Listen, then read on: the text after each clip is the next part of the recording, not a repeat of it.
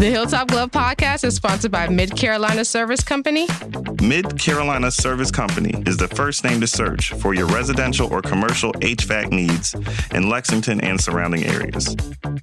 Just go holler at Jason and Clint. They'll hook you up on the air conditioners, on the restaurant equipment, refrigerators, refrigeration, ice machine repair. They've been doing this for years. I know them cats forever.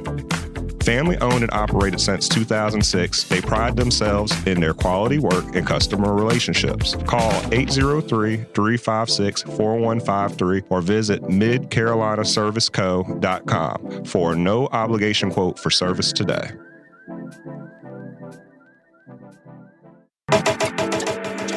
The Hilltop Glove Podcast is sponsored by True Brilliance Entertainment. True Brilliance is a production, promotions, and management company dedicated to connecting artists and producers across the Carolinas to music industry professionals. Several of their clients have placements both domestic and internationally as a result of their services. Are you an artist or producer looking to build meaningful relationships within the music industry? Then True Brilliance is for you. Check them out at paramilitary.com. That's spelled P-A-I-R-A military.com. This episode of the Hilltop Glove Podcast is sponsored by Bob's. Bob's is a Columbia-based retailer of over 100 Black-owned products from 20 Black-owned businesses. Bob's offers a wide range of items from household cleaning, cosmetics, and everything in between. With every visit to Bob's, you support Black-owned businesses, giving them the opportunity to grow and establish connections with our community. Bob's is located inside the Noma warehouse at 2222 Sumter Street in Columbia, South Carolina. Visit their website, weshopbobs.com, for in-store pickup or to find out more. Bob's can also be found via social media on Instagram, Facebook, and TikTok at weshopbobs. When you stop by, tell them the Hilltop Glove sent you. Bob's brings quality Black brands to the Columbia community. The Hilltop Glove Podcast is sponsored by Red Rooster Sports Bar and Grill. Red Rooster is your neighborhood bar and grill serving the best wings, burgers, and baskets in the Met. Like the amazing food, the bar is always on tap, and there's plenty of screens to watch the big game. Red Rooster is the Midland's premier meetup spot for local car and bike clubs, fraternities, and sororities. Staff is dedicated to accommodating all kinds of parties and events. If you're looking to catch a game, have a bite, and a drink, look no further than the Red Rooster. Red Rooster is located at 7500 Wilson Boulevard, Columbia, South Carolina. For more information, visit redroostersportsbar.com or visit them on Facebook, Instagram at Red Rooster Sports Bar. Go where the winners go.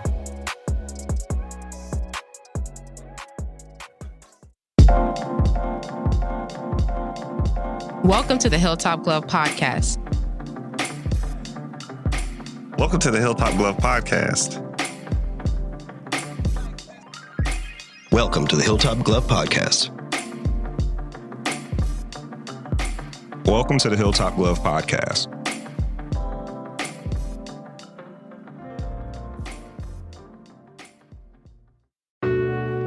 Welcome to the Hilltop Glove Podcast, where Skip and DJ Anwa interview guests and discuss topics such as business, current events, and pop culture. The motivational podcast for the hip-hop millennial.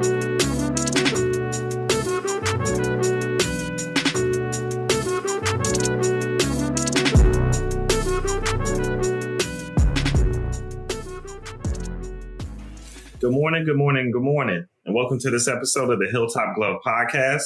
I'm DJ Anwa with my brother Skip, and this is our third episode with our guest, Mila Conway.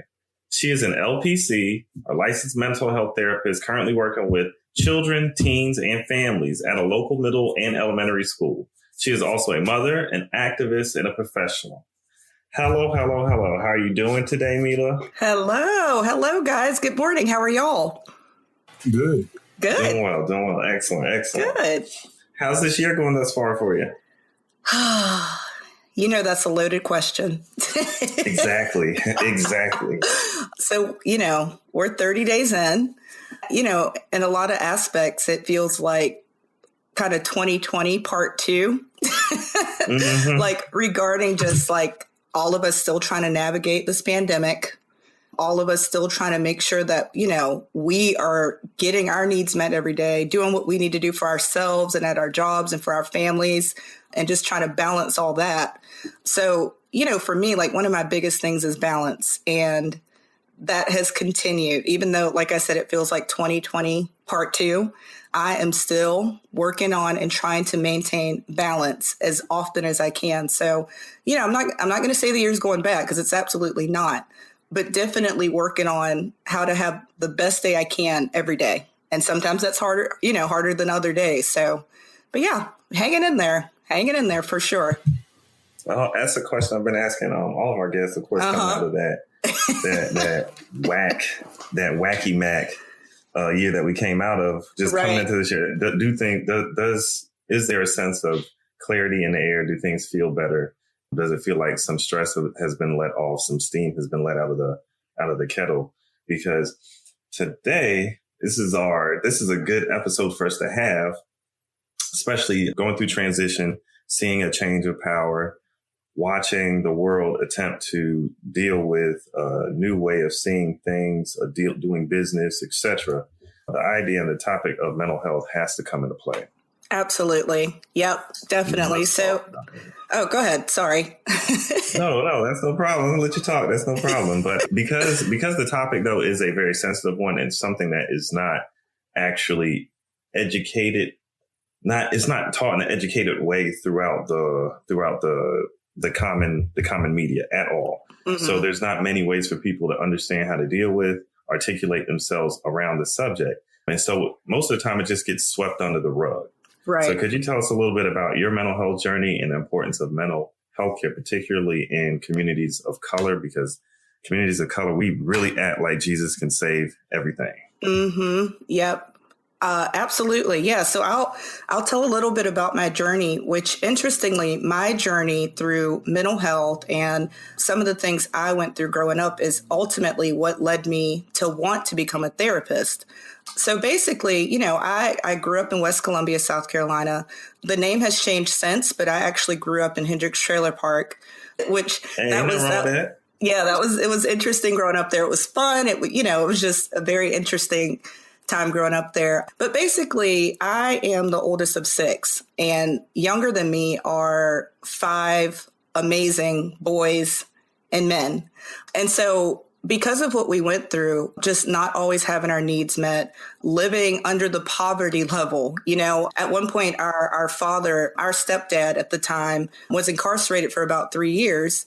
And so that left mom raising all 6 of us. And at the time there was 4 of us and 2 came along later, but raising us, working 3 jobs, doing everything she had to do to survive and make sure we had what we needed.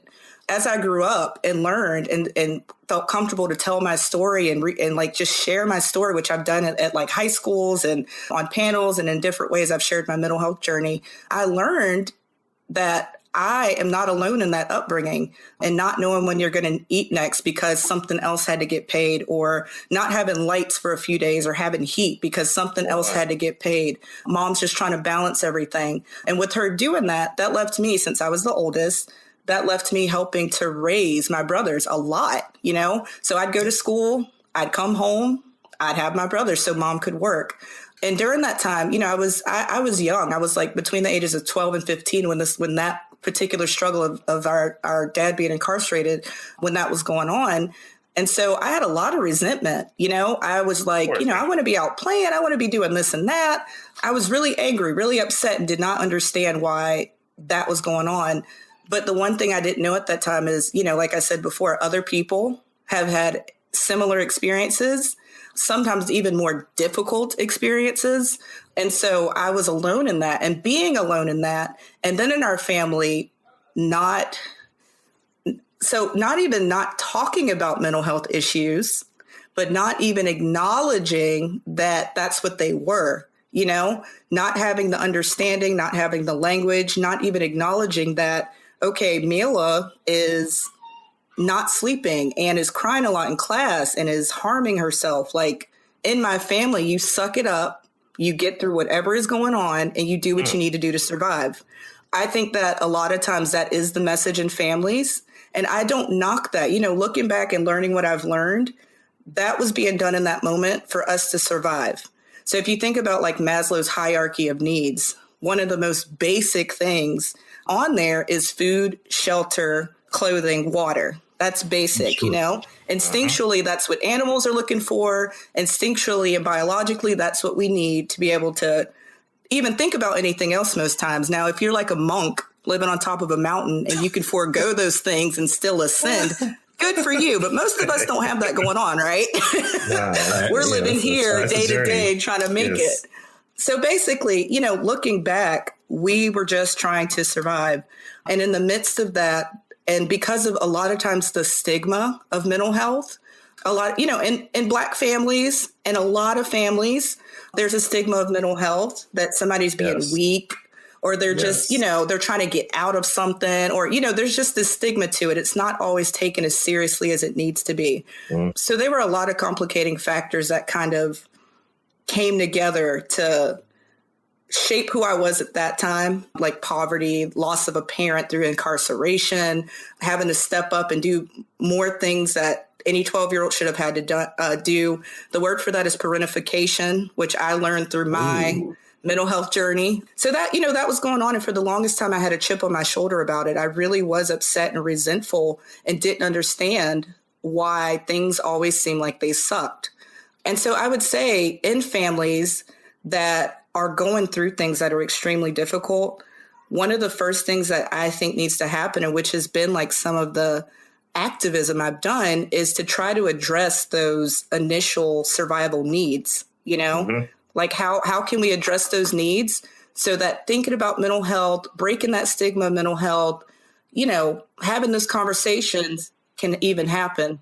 Do you think that's a foundation, though? I want to, that point that you made, addressing the primal needs. Is that a foundational piece of mental health? It absolutely can be. Yep, absolutely. So, and, you know, every therapist has their style and their way and what they want to address and their skill set and the theory they work from. I think every therapist brings their story, themselves into the space of therapy, right? And because my background personally is that poverty and all those things didn't even allow for the mental health conversation, I'm always kind of keen and looking for, is that a barrier to the work that they're trying to do with me in therapy? And if it is, I am of the heart and I'm extremely resourceful. You know, I'm getting on the horn and helping them figure out what do they need so that we can have those conversations and they do feel like they're getting their needs met. So whether that's partnering with local agencies that provide shelter or whether that's, you know, helping parents brainstorm. You advocate. Right. For, beautiful word. Yes. So that's a part of therapy too. So yeah, ultimately, and I don't even know if I answered your original question. No, you did a good job of answering. It was you're telling us about your mental health journey and the fact that your child flow. Yeah, exactly. And I mean, but it leads into exactly what you were just finishing up on, the importance of mental health care, especially in our communities, because we deal with a lot of those lack of foundational needs. Yep, absolutely. In order for us to even start building a positive mental health situation, it's hard to do that. That's one of the most interesting things, one of the most dangerous things ever done in Black civil rights was when the Black Panther Party decided to feed children before school. Absolutely. Oh my gosh. That's when they really turn the heat up on them. Yes. How controversial can you get? So when you look at that point, that having those basic needs, having some knowing that you're going to be able to have a meal, knowing you're going to have a roof over your head, clothes on your back, the ability to get to and from where you need to do to progress in life, you can start to relax in certain areas and start to build positive character development and all that, those other things that you need to survive in society.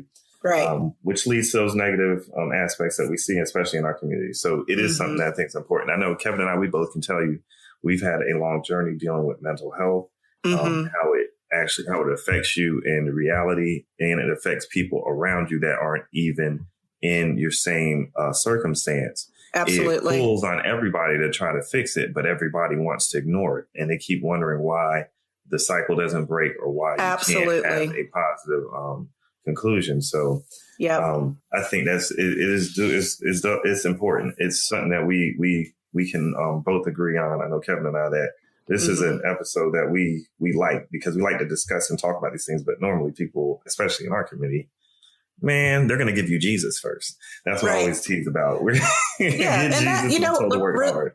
I will say, not to knock religion, because a part of my practice and my journey, a part of it is some spiritual aspects. I'm not going to say I'm religious. I'm going to say I'm spiritual. It's a journey. It's a practice. It's not based on these set rules. But, you know, I will say religion can be a really good tool also. It's like, you know, I give the analogy when I'm in session with people, it's like building a house. If you're going to build a house and all you've got is a saw and a hammer, you're not going to get very far. But if you've got your whole tool set, your different bits, you've got everything you need to build that house, plus the foundation that, you know, that you mentioned, then you're going to be able to get further along and get that house as far built as you can. You know, so religion is just another tool. And that comes into play too with folks. They'll come in and talk to me about that, and I'll help them to figure out how to use that tool as best as we can figure that out. So, yeah. Yeah, I agree with you on that. It doesn't stand on its own, but it can be used like it can be a necessity in some situations, but it can't be there by itself. It does take absolutely not. No. But building further on what we're discussing, especially with your experience and your work, working in public schools every day, what have you been seeing in the community during COVID? We've had civil unrest. Yep. We've had shortages of toilet paper. Yep. Inability to feed them children because they aren't in school anymore. Right. What are you seeing from the children that you work with? And also, so you can finish on a positive outlook, like what can we do to support the young people that are in our lives and that we have contact with that may need help? Right. So it's been really interesting being in the school system. I started at my two schools September 2019. And so basically that was before COVID. Everything was pretty steady. You know, I was seeing some typical teenage angst with some of my kids, just some drama, things they needed to talk through, some anxiety and depression, things we all typically go through in middle school as we're developing, growing, hormones are kicking in, But then as COVID started around March 2020 is when we all had to go to virtual. And so instead of face-to-face sessions, I was doing virtual and supporting folks through the confusion and the anxiety around the changes in schoolwork, parents losing their jobs. And that's, again, where a lot of the resources I know about, I was oftentimes in session with parents, sometimes more than the kids, trying to help them brainstorm and figure out kind of what to do around some of their basic needs no longer being met. And so, of course, if you're in a house where things were already, there was some difficulty there, and then you compact that with COVID, compact that with all the kids going to virtual. So parents got to figure out how to manage that and go to work. You're going to see an uptick in people needing mental health support. And so now in August, I went back to my schools face to face. Yes, I am in my schools Monday through Friday, 7:30 to 4, face to face with these kids. I think like maybe a third of my kids are still virtual. The rest of the kids are in the building every day, except for Fridays, it's virtual. And so what I'm seeing a lot now is really exacerbated mental health issues, that it's like what was there before as far as the angst, the depression, all those things. It has ticked up a lot. And so just a trigger warning here for anybody listening who has, experienced self-harming or any suicidal ideation or anything like that. I will talk about that next, but wanted to offer a trigger warning in case somebody is still processing those things and, can't necessarily listen to someone else talk about it right now. So trigger warning, there has been an uptick in self-harm in kids not knowing how else to cope, not knowing what to do, not always being able to have the words to articulate or tell parents or other adults what's going on. And so in that midst of high emotion with no outlet that they even know they have, they're going to like cutting themselves, burning themselves, doing other harmful things just to relieve that pressure. That is a negative coping skill. I do not recommend it, but it is also in that moment, the only way they're seeing to relieve some pressure, to feel something else besides sadness, anxiety, fear, and all that. So there has been a real uptick of that. I think in the past 2 months or so, about every week, I've had at least one crisis, which is a teen coming to me, or even some of my elementary kids have come to me lately with, I'm having these thoughts. I want to die. I've harmed myself. So it's a little bit through the roof right now.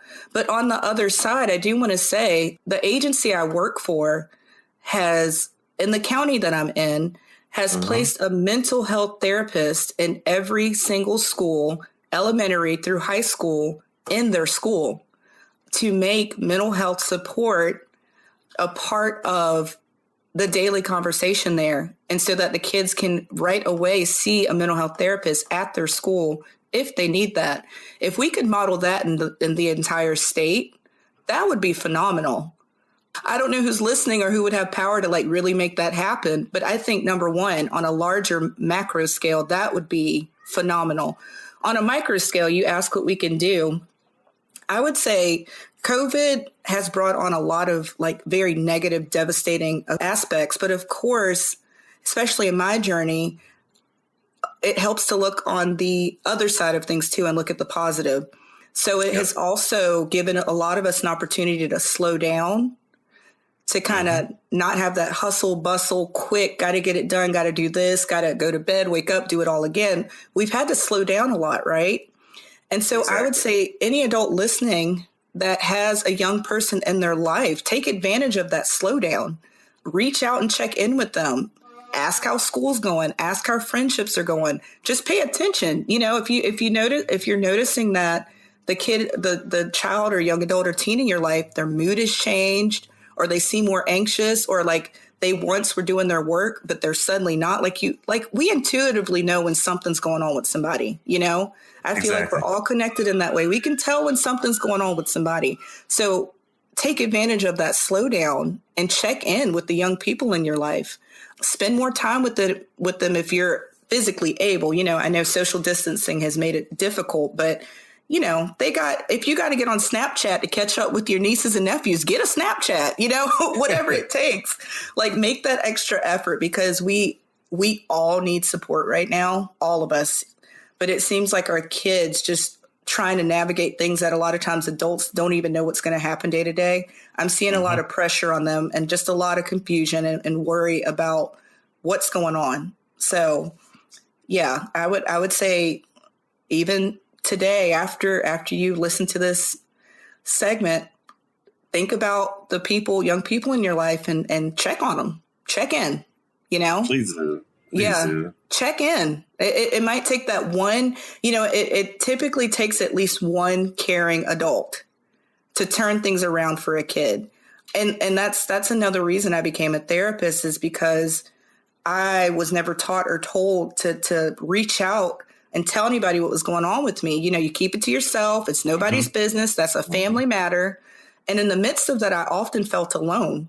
I often felt like, what I'm going through, nobody else is. So I just got to figure it out. But I'm so lonely. What do I do?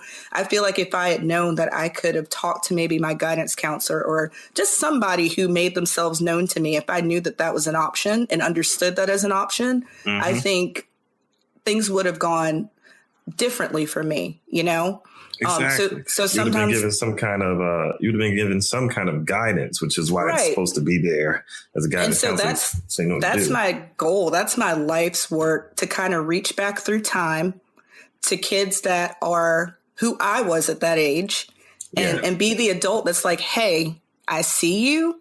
This all sucks. Today was rough for me. Let's sit in this space and listen to your favorite song. Let's sit in this space and color. Let's sit in this space and not even talk about anything difficult right now, because the day was difficult enough. Let's, it just sometimes takes one adult. And so anybody listening can be that adult for somebody. Truly. You don't have to have a degree. You just got to care. And speaking of which, are there any organizations that do this for young folks? And I know right now it's probably hard to do anything, of course, in person. Right. But are there any tele-counselings that could be done for youth? Yeah, absolutely. Oh, yeah. So before I started my current position, I was doing private practice under Angel Johnson, who started Brighter Pathways, LLC. Yep, about maybe 7-8 years ago, or 10, maybe she started it. She also a few years ago started a nonprofit side of that called Angels of Hope. that side of it helps with sliding scale fees, because sometimes, and this is a systemic issue, sometimes mental health and healthcare in general is difficult to access financially. So she started Angels of Hope, absolutely reaching out to them. They work with youth. I know my caseload at that time, it was all families and teens and young kids. Also Inspire, it's IINSPIRE LLC. Ashley Eady, she's one of my mentors. She's the one that actually got me contracted with Brighter Pathways a few years ago when I was doing that. But she's got a private practice. It's virtual. She's accessible. I mean, there's so many different agencies and counselors who are like there and ready and willing to help. I would say Serenity SC as well. Shamiria Glover and her partner Camilla, and I'm forgetting her last name, but they do an excellent job working with folks. And then one thing I do, I'm going to tell you, I tell people that I work with that as a therapist, and truly as a therapist, anybody in the helping field, if you are not also going back as often as you need to process your stuff, to make sure you're along in your journey the way you need to be, and you're not bringing your stuff into someone else's session, into someone else's space, it is so important to continue to go back and get therapy for yourself when you need it. So because the counseling world can seem super small, like I know a lot of therapists, Yeah. I go to really I can't go to a conference when conferences were a thing. I couldn't go to a conference without bumping into like at least 4 or 5 people I knew.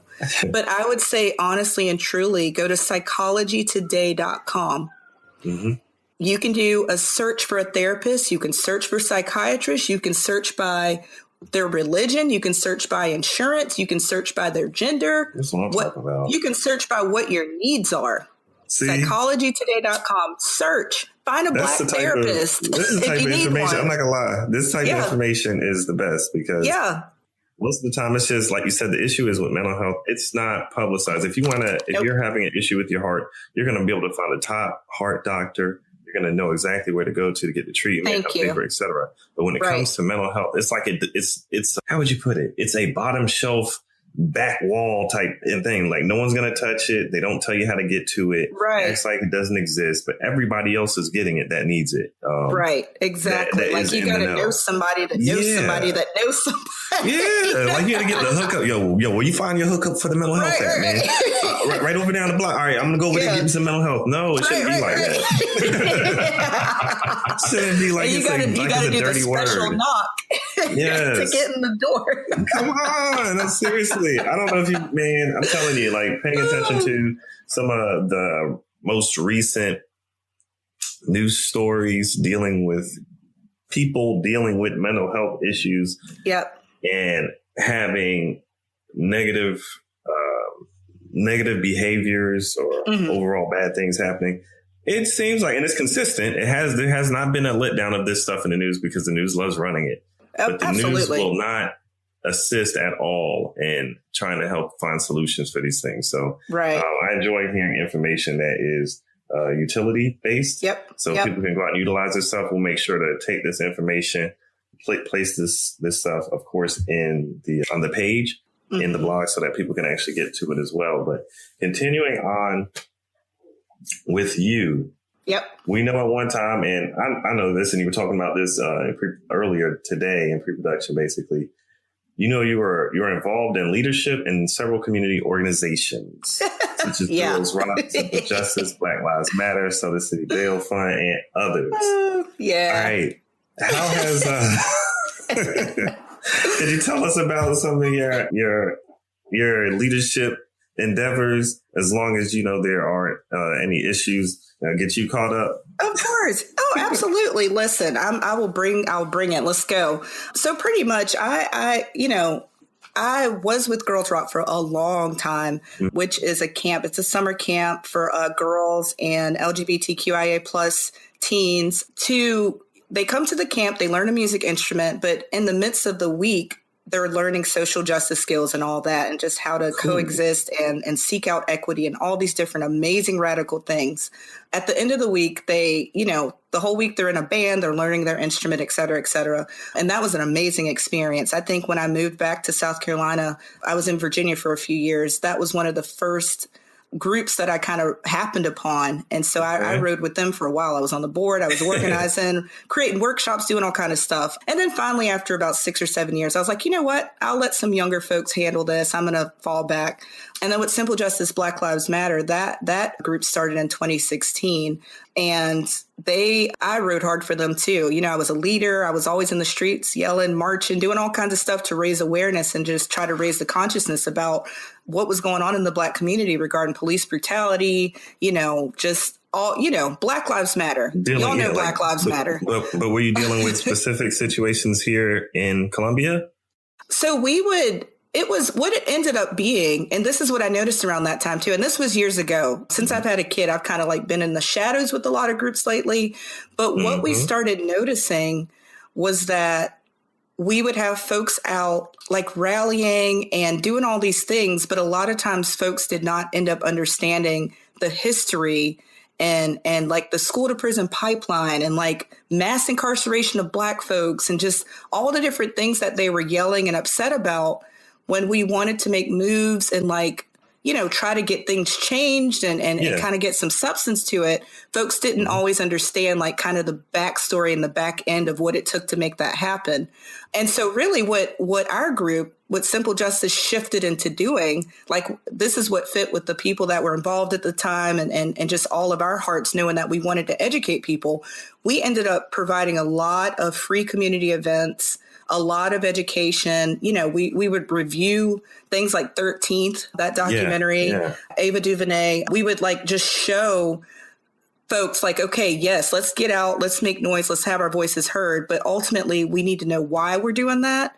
Education before action. Anecdotally, we knew things were messed up and they weren't right. But let's like think about how this monster was created and what it looks like. So when we go to actually try to speak in front of folks or try to provide just whatever we needed to say or do in those moments to affect change, we wanted people to know what had been going on. So we, before I left that group about 3 years ago, that was really Simple Justice's lane, educating folks as to why we were out hollering in the first place, Gotcha. And so, but now, after I had my sweet babe, who will be 2 on February 4th, time has flown, right?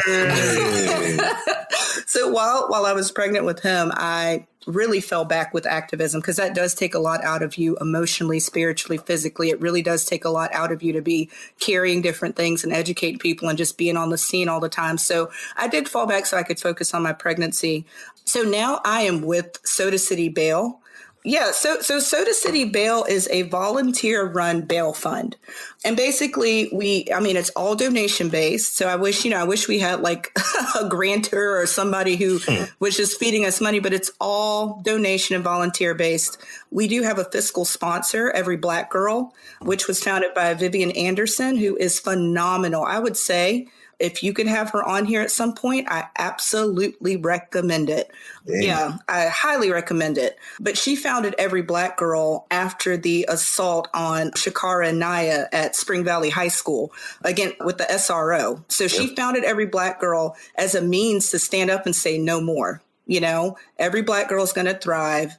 This is not happening again. What changes can we make? And let's absolutely make them. Whether that's, the disproportionate school to prison pipeline that our black and brown babies find themselves in more quickly than their white counterparts, or whether that's just not finding equity or not finding the things they need in the community that would have them to be successful. What can be done to turn those things around? So Every Black Girl's phenomenal. Vivian Anderson's phenomenal. That group is our fiscal sponsor, meaning they just kind of help with the ins and outs of, some of the behind the scenes donation things. But so Soda City Bail, currently the focus is to get marginalized folks out of jail pre-trial, because the United States is one of the only countries left that does cash bail, which basically means like, for example, in May of 2020, when George Floyd was murdered, and we had a lot of protesting in Colombia and all over the world. Folks were standing up and saying, this is not right. We're sick of police brutality. We're sick of all this. A lot of folks, and I'm one of them, and this might be a conversation for another time. A lot of folks are wanting abolition. A lot of folks are like, this system is not working. Well, it's working for who wants it to work, like the privatized prisons. Yes. It's working for them. It's not working for the people. So in 2020 of May, when things were popping off after George Floyd, Soda City Bail Fund was founded because a lot of folks that were getting arrested were just being put in jail based on the word of the police, which that is seen as, in the legal system, their word is gold, their word is bond. But people were getting arrested for peacefully protesting. People were getting arrested for walking down the street. People were getting arrested for exercising their right. And so if you're held in jail pre-trial, but you can't pay your bail, guess what? You're sitting there. Yeah. You're sitting there. Yeah. So right now, I think the number was 70. I'll have to look at this again, but I think 70% of the jail population is pre-trial detainees. It's people that the cops said they did a thing. They got arrested for that thing. We don't know if they did it or not. They hadn't been trialed, but they're sitting in jail because they can't pay $5,000. They're sitting in jail because they don't have the $2,000, or the bondsman wants more than they can give up at that time. They don't have the collateral, Yeah, so Soda City Bail, what we do is we eliminate that barrier. Like if you are a marginalized person, if you're Black, brown, if you're LGBTQIA plus, and you reach out to Soda City Bail and or a family member does, typically it's a family member, and they're like, hey, this is going on, the XYZ, then, with the internal process, it's worked out that you're supported in getting your bail figured out. So that because if you sit in jail for 2 weeks and you're supposed to be on the clock, guess what happens when you come out and you haven't clocked in for 2 weeks? Lose your job. Right. And then you lose your job. Eviction comes after that. It's a circular situation to create poverty and then recidivism. Absolutely. And who does it affect more than anybody else? Black and brown folks. Yeah. Yep. And You're not lying. Question though. Where could people actually donate directly to Soda City? So I'm going to pull up the website. So sodacitybail.com. It's typically through Cash App and PayPal, where folks can, here, let me pull it up. Yeah, because that's something, because that's the whole Khalif Browder story. Like the gentleman, he just couldn't get out. Yes. And this was the thing. That young man was 16 years old, right? 16 years old. He was accused of stealing a backpack. Yes. They put a 16-year-old kid in Rikers. We hear Rikers and we're like, oh, that's the hardest of the hard. Yeah. It is.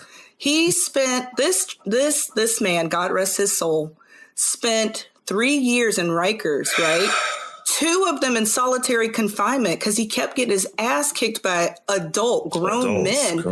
And so he would get, I don't know what would happen to them, but he was getting put in solitary. Could you imagine? And then when he gets out, he didn't even, this was pre-trial, y'all. He did not get tried for this. Never got tried. Those 3 years, never right? Convicted. That is unacceptable. That is literally state sanctioned torture. So with Soda City Bail, as far the conditions in prisons now are absolutely horrible, which is why I personally am an abolitionist. I want the whole system done away with, and we figure out how to make it work. But this current system is not acceptable for humans. With Soda City Bail, we make sure that folks don't have a situation like Khalif Browder had. Exactly.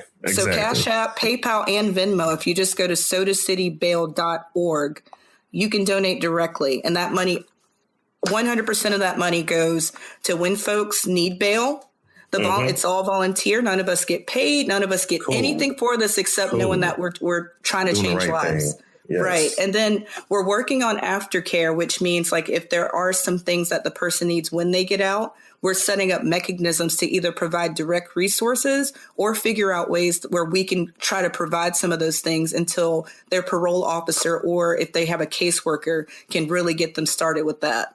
So, you know, after they get bailed and we go to court and we sit in on their court date, and if they need a ride to where they need to go, that is taken care of.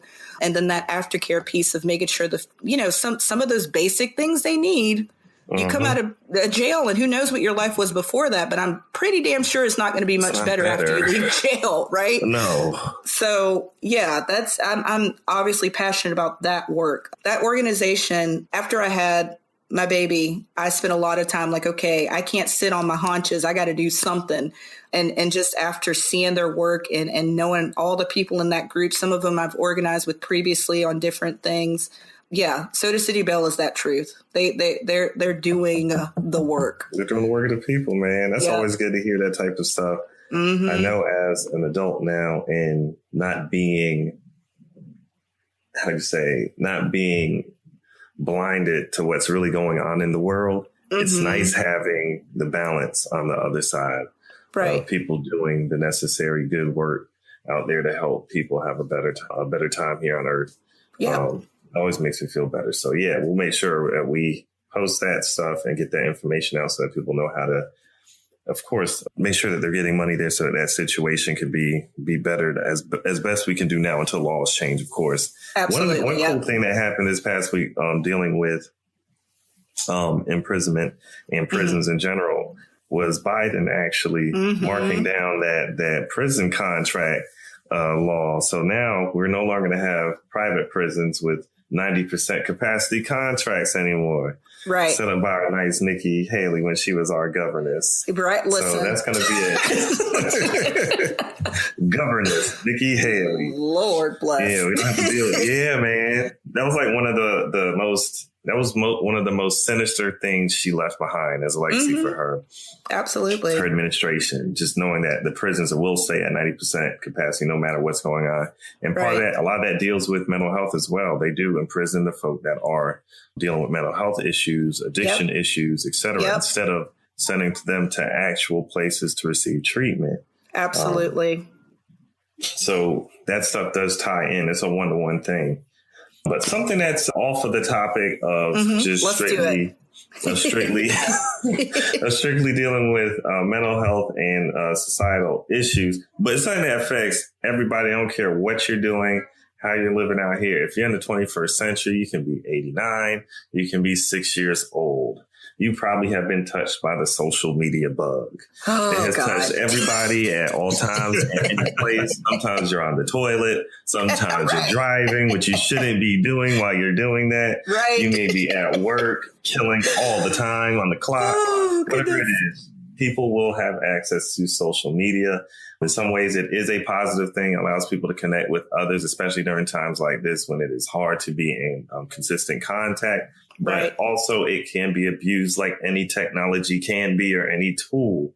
So you must have some sort of control or balance over your use of it. So I know you're a big proponent of social media detox. Oh, yeah. Could you explain to us what this is, what it means, and the benefits that you have seen from this and the benefits that may be outlined through various literatures, et cetera, dealing with detoxing from social media? Right.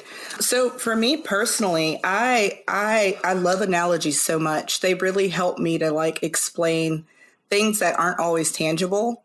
I look at my life, my journey as a garden, right? And I'm thinking to myself, like, to be the most successful and happy self that I can be in each moment, one of the biggest and most important things to me that I've come to realize after having my baby, actually, it took me all the way to figure this piece out, was figuring out how to cultivate joy.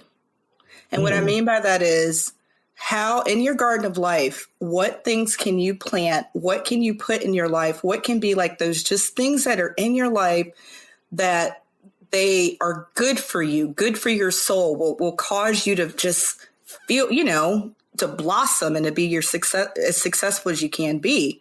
So for me, a lot of times I have taken advantage of that slowdown I mentioned, of that, like, okay, life can slow down. We all have the excuse that COVID's happening and we're all just trying to get through it. So I can slow down and just get through it. So one of the things I noticed was that I was doing a lot of doom scrolling, right? So doom scrolling is when you get on social media. Maybe you start with like, oh, I'm just going to see what so-and-so said and oh, okay, look, they had that for dinner. Oh, look at those new shoes. Or, like, oh, look at these cats. You start there. But depending on what's going on in the media, because there's this behind the scenes, like really very insidious connection between the media and politics. Like it's insidious and it's really catching a lot of people. They pay money for it, though. They Absolutely. pay money. It's access, pay to play. Thank you. So even if you start on a seeking joy route, they have figured out a way to take you down paths that are going to start putting weeds in your garden, so whether that's politics, and I'm not saying ignore the news. I think like we've been saying the word balance throughout this. It's all about balance, but being mindful of your doom scrolling, you're seeking out of these negative stories. You're seeking out of just constantly, trying to get this dopamine hit that's ultimately having you shoulder more in that moment than you really need to. Like we have so much broad access to anything we want to see, hear, learn about in the world, right? Why not, when you can, like when you're seeking that balance, try to keep it there. But when you notice that something else is in play and that it's skewing what you're seeing to a more negative way, if that is consistently happening, for me, it has just been to cut it completely off. Gotcha. And I cannot always, managing everything in my life, I cannot always weed those. I can't keep weeding that. I can't keep telling Facebook and other things not to show me these things because that's how it was set up. That's how it was created to do. So I'm always going to be pulling those weeds out of my joy garden. So I just cut the sucker off. I just uprooted the plant. I uprooted the thing. Bye. It's out. It's gone. So when you think about it like that, if you are able to figure out a way to, put a timer on your phone. I tried that and I just would ignore the timer and keep doom scrolling. Oh, no. Oh, yeah. And so I had to pull the thing out. But if you can figure out a way to have some self-control and to really think about what's being put in front of your face and how it is affecting you, how, the anxiety levels and all the fear mongering, everything that social media can sometimes lead to in us, if you can't balance that out, I just say cut it out, flat out. Gotcha. Man, because I think it'll even change your heartbeat. Absolutely. There are studies about that. Yeah. You ask about literature and I can't think of anything like offhand, like at the top of my mind, but there are studies about it. I've seen a few TED Talks about, you have a documentary about it that was pretty big last year, which was funny that they released it. What was it called? Social Media Dilemma. Actually, okay. Yes. I saw it. Interestingly enough, I still haven't even watched it yet. Oh, it's good. I've only read the articles off of Harvard Health Review, like the health board and stuff, because they've been doing studies on it. I think part of it was in order to get ready for those cases that they had against those social media giants last year. Right. They needed to show how it was having adverse effects on the public health, the public psyche, how it was causing division and how was creating a fissure in the republic and in the general. And that's why dealing with what was going on with the election, et cetera, last year, you saw those outcrops. It is a beast. And Kevin can tell you, I am not a social media person, man, versus social media. I usually keep one picture up 5 years. They say he never ages. I don't. And I understand its use. And my fiance always tells me, hey, man, you have to use it because it is the way that people communicate nowadays. It's how you can get to the masses, especially when you're trying to get out information that will be for the good of the people. So I've tried to learn how to use and be within it, but not let it be my end all be all and take over me. Absolutely. But I like how you explained that, Dern. That concept was the doom scrolling. Doom scrolling is real. That is a real thing. Yep. And it is almost like, I think there was one study or either a TED Talk I saw or read at one point where the mechanism in our brains, like the dopamine and the feel-good chemicals in our brains, social media does provide that for us. And so a lot of times it does. And a lot of times folks can develop. Yeah, right. Yes. Folks can develop almost like a slight addiction to being in their phones and to, scrolling and scrolling and scrolling. There were times when before I totally wiped everything, I still have my Instagram just because I've been able to cultivate joy with Instagram better than any other social media platform at this time. But there were times when I had like all the other social media platforms and I would just tell myself, okay, put your phone down. And the next thing I know, it's back in my hand and I don't even remember picking the thing up. And I'm just suddenly like 20, 30 minutes deep in somebody's like wall reading comments of people I don't even know and getting emotionally invested and involved in their back and forth in their echo chamber and all that, Yeah. It can be addictive. I have a question for you. And I think this is an interesting one, especially for folks in that adulting range that we are talking about making sure that they're paying attention to the podcast in this area. Why is Instagram okay? Like what makes Instagram better than the other ones? I've always asked this because everybody loves the Instagram. They feel it's a better product than some of these other things. Unless like you want to watch people dance and sing, then you're going to be a TikToker. You're going to look at TikTok stuff. But why did you like Instagram over the other ones? I'm just an interesting question. I just want to see why you. And you know what? That's a great question. I'm actually trying to think about why. I think with Facebook, the way it's designed allows more for that echo chamber effect. Okay. I think Facebook, just the way, I think it's something about the design of Instagram that you don't really get that echo chamber effect. And it's so hard to explain. Does it feel like you have more control?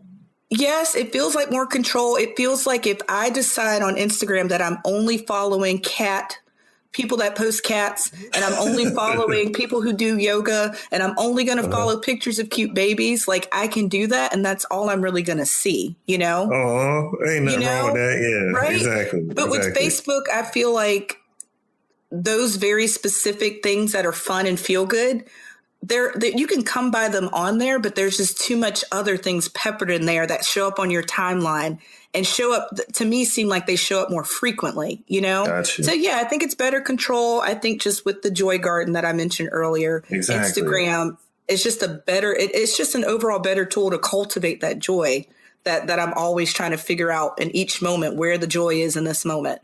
Yeah. So yeah, that's a good question, though. Yeah, no, I know because I always ask folk what social media platforms they use, and I always think about the ages, et cetera, because I think it's a actual product, and so that product is being actually marketed towards certain people. But it's nice seeing who uses what for what and how people feel about them, because it does change from person to person. But Instagram has by far the most positive reaction from people that have asked about social media platforms. Interesting. So, okay. Yeah. Instagram, no wonder. I see why Facebook bought them. Yeah, they were dangerous. Yeah, and they did. I know, and that creeps me out a little bit, knowing that Facebook still has access to my stuff, but they're doing it in a real sneaky way. They are sneaky. They are very sneaky. But I know we're getting up to an hour on our timeline, and I do have a few. Yeah, we're having a good conversation. That's what good conversation does. It makes the time fly. There you go. I do have a few other things I do want to ask you. Of course. And these are going to be questions that I know I have because I understood the situation that we were going through with COVID, and then I also understand dealing with somebody in our family who has mental health issues and the need for them to have contact with people. Yeah. And the want to have contact and not being able to go to church services or the local little things that they could have before to go say hi to folks and whatnot. And I remember there was a 60 Minutes broadcast about older folks now having live-in roommates just so that they can live at home, not go to the nursing home, not subject themselves to issues with COVID, but also have assistance and stuff and companionship. Yeah. So do you have any pointers on how to foster healthy social interactions during this time of limited opportunity? Right. So that, I think that can truly and honestly vary from person to person. Seriously, we are social beings. Like we, for the most part, most folks like to at least be around their family or around friends, just to be out and about. You know, even the most introverted person, I feel like, can get some sort of goodness from other people, you know.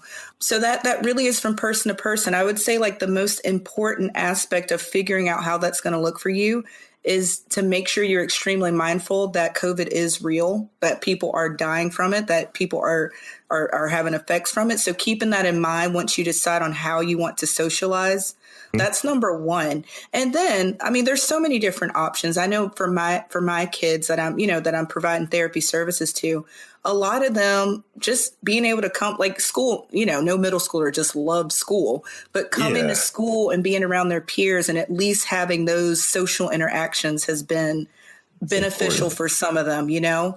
For folks where that's not an option, I love what you just said about some of our older folks, our older citizens having roommates. So they have those social situations that they can be in. Exactly. I know for me, like I have a few close friends that we're very open and honest about the contacts we've been in. I get tested personally monthly, at least, since I am in the schools. You know, I feel like my schools have done a phenomenal job keeping folks safe. We all wear masks. You know, the janitorial staff wipes things down every hour, on the hour, wipes everything down. Wow. Yeah. Oh yeah. They've done a phenomenal job. I felt pretty safe at my school so far. Kudos. But, you know, I have some friends that we're very open and honest about who we've been in contact with, kind of what's been going on, when we were tested last. And then once we can come up with a time and a date to hang out, you know, I've gone to social distance bonfires with friends where we've got the fire in the middle, chairs are spread out 6 feet apart.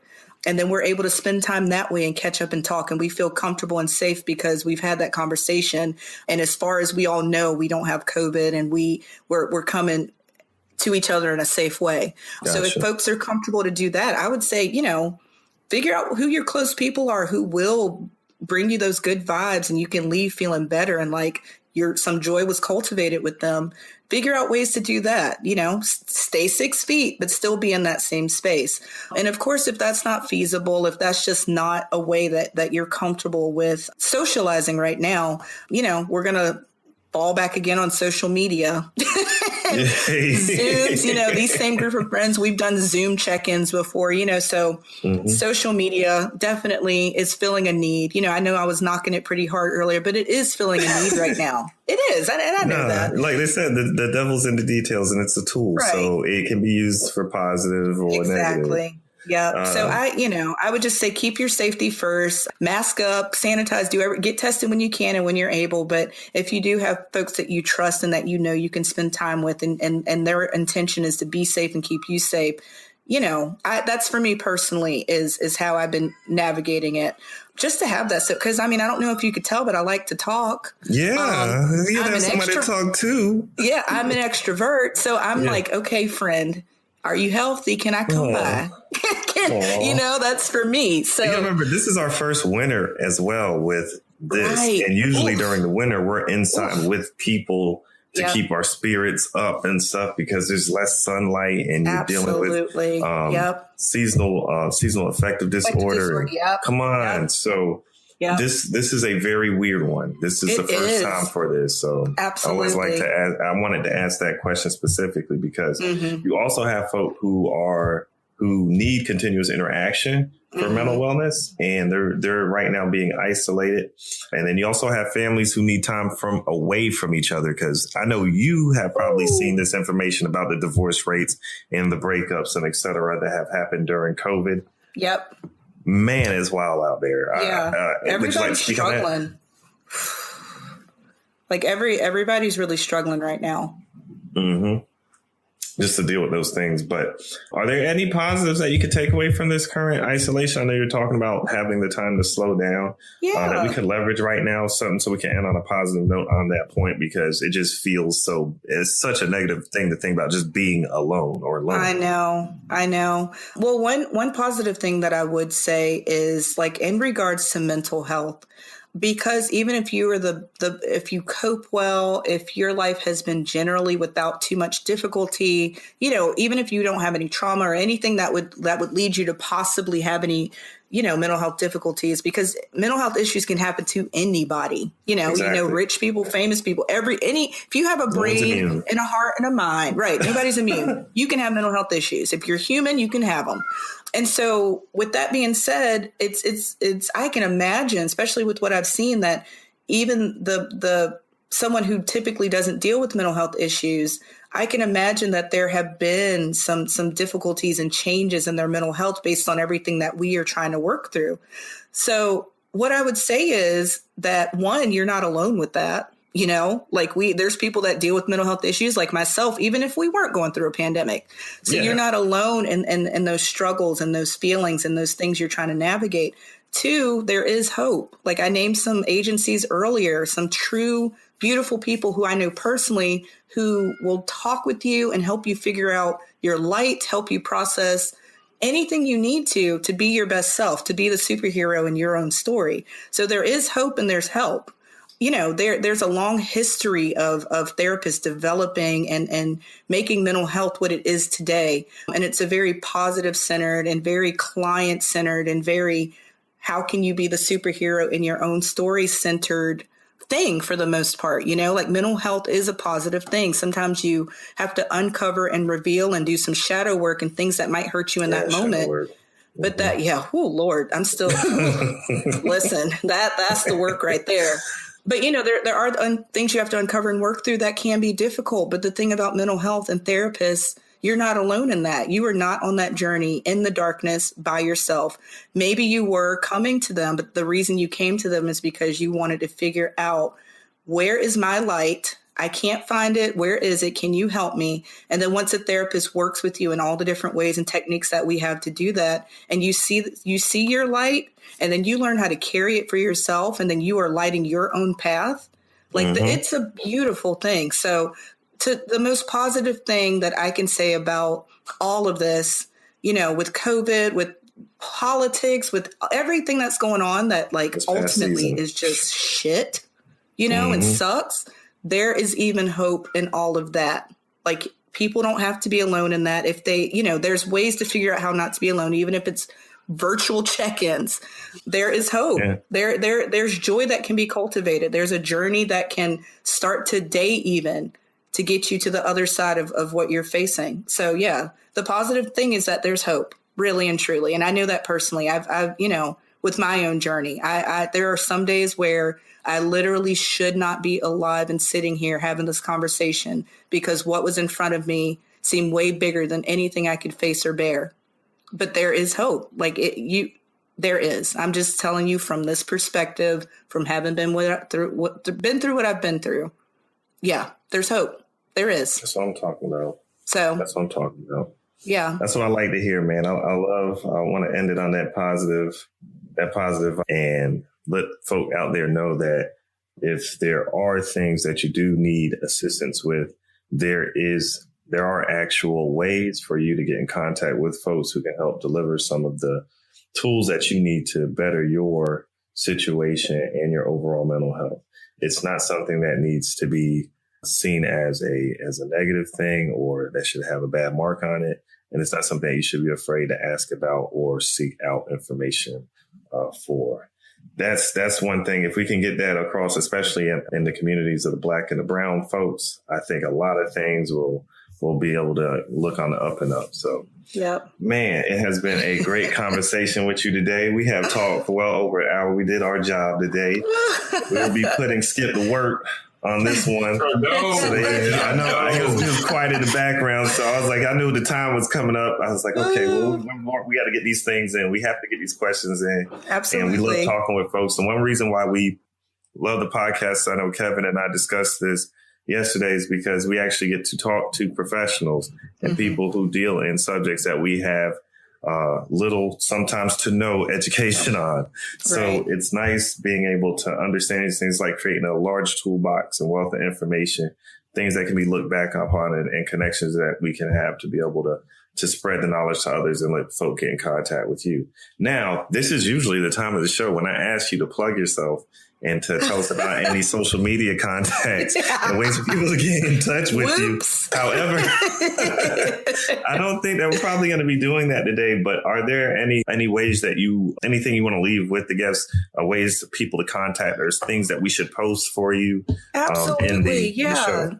The places I talked about earlier. Mm-hmm. So sodacitybail.org. Absolutely. True Serenity SC. These are therapists, local therapists that absolutely are ready for this journey with you. True Serenity SC. I Inspire, Angels of Hope / Brighter Pathways. Definitely want to plug those things as you decide to start or contemplating starting your mental health journey. I am either involved or indirectly involved with those places. So, it's not about me. You can plug my stuff, but ultimately getting to those resources is really what would be great for those listening. Yeah. So I am grateful to y'all. Like that's one way I cultivate joy, is by being as grateful as I can in every moment. So I am grateful for y'all having me, but I'm ultimately grateful for y'all doing this for the culture and doing this for the community and trying to get the word out about like how everyone can be on the best journey they can be on. So I definitely want to just put it out there and manifest that y'all will grow, that this will touch who it needs to touch. And my hope and prayer is that some of your heroes even end up on this podcast and you look back at these early times and you marvel at how far you've come. So that is my hope and wish and manifestation for y'all. That's it for today's episode of the Hilltop Glove Podcast. Make sure to subscribe to us on Apple Podcasts, Google Podcasts, and other platforms. Also follow us on Instagram and Facebook at Hilltop Glove.